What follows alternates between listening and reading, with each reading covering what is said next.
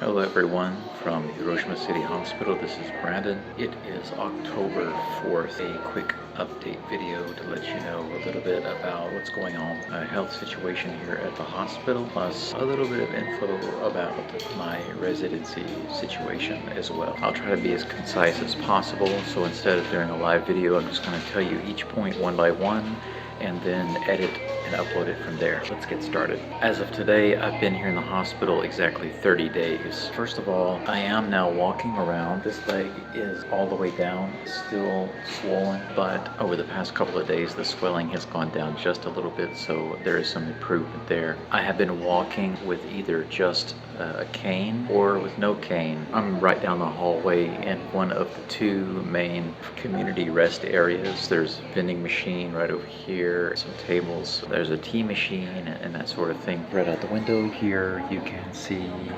Hiroshima Castle. Let me zoom in so you can see it. It's right there in the middle of the screen. And there's the shrine right there. Earlier today, I went down to the road and down that way over to the immigration building.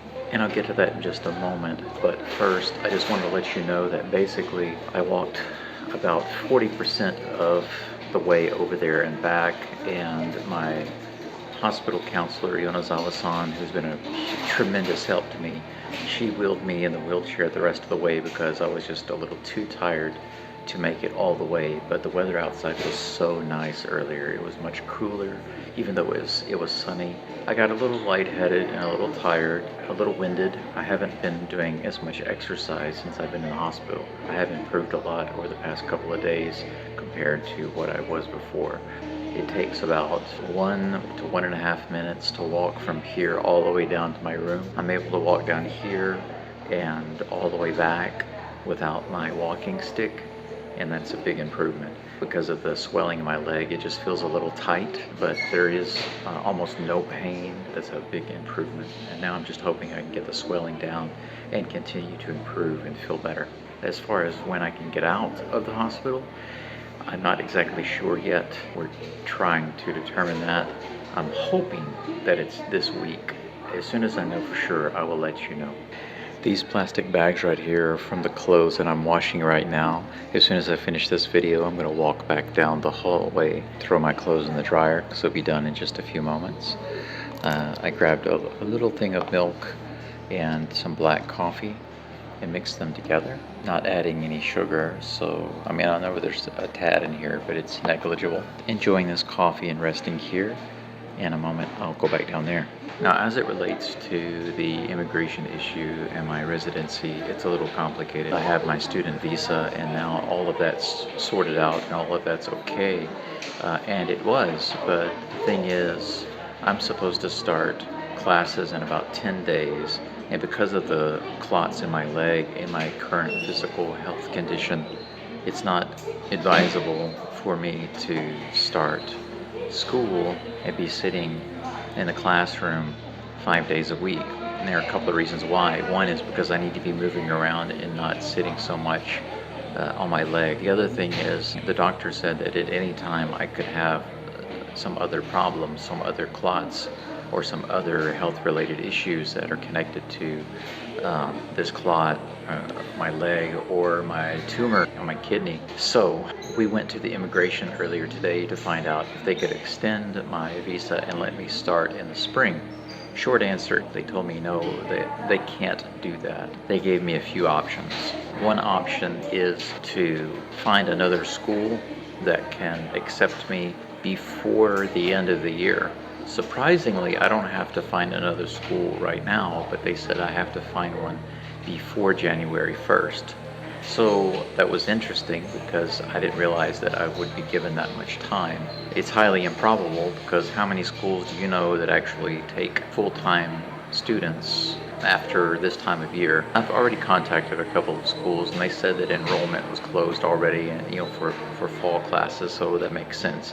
But how many classes or schools are available in the last few months of the year? Highly unlikely, but it is an option if I can find it. The other option is to go ahead and go to Onamichi and attend school there anyway and give it a try, but that starts in 10 days, and physically I'm not ready for that yet, but it is an option. The third option basically is to leave and come back and apply later. So before the end of the year, I would have to actually exit Japan and then reapply for a student visa again for the spring. I would have to exit Japan and then reapply for the student visa, come back in the spring. Obviously troublesome. At first they recommended that I just go back to America right now, but that's ridiculous for several reasons. One is I have nothing back there. Two, I have no medical care back there. I have no work, no income, nothing. I have no support back there. There's so many things I don't have if I go back there. Not really an option. The fourth option that they didn't tell me, but it is a slight possibility, is to get married. I do have a girlfriend, but we've only been officially in a relationship for about 6 weeks.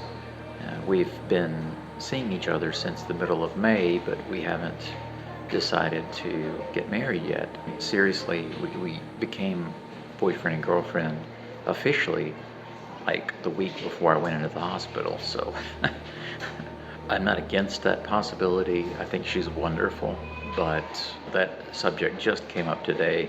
So anyway, everything I just told you she's aware of, so we'll see what happens and we'll talk about it. But I'm gonna have to think about all these things and find out if there's some other way or some way to kind of, cut corners or get around this so that I can recover at a decent pace without having to get too stressed about the visa situation or going to school or trying to get work, because that is another option. Going back to work is another option, but that would have to be full-time, and I'm definitely not physically able to do that. I don't think anybody's going to hire me in my condition, and I wouldn't want to do it anyway because I'm just not physically able to do it. Technically that's an option, but not really an option. I'm going to finish this cup of coffee. It's about time for me to go throw my clothes in the dryer. That's pretty much it for now. I'd like to thank all of you for your verbal support, your financial support, all of the things that you've done to send me good vibes, positive messages. Even if you haven't messaged me, if you're just thinking positive about me or you're praying for me or whatever, I don't care about your religion or your spiritual beliefs, whether you have them or not. If you don't have any spiritual beliefs or religion, but you wish me well, that's appreciated, and I'm thankful for that. I thank you. If you are religious or spiritual and you have beliefs and you are tapping on that to pray for me or wish me well or whatever, I also appreciate that, and I thank you as well.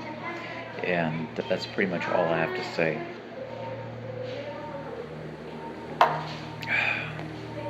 Coffee's gone, and I guess it's time for me to be gone. I'm going to get back down there and dry my clothes. As usual, arigatou gozaimasu. Thank you, and ja ne.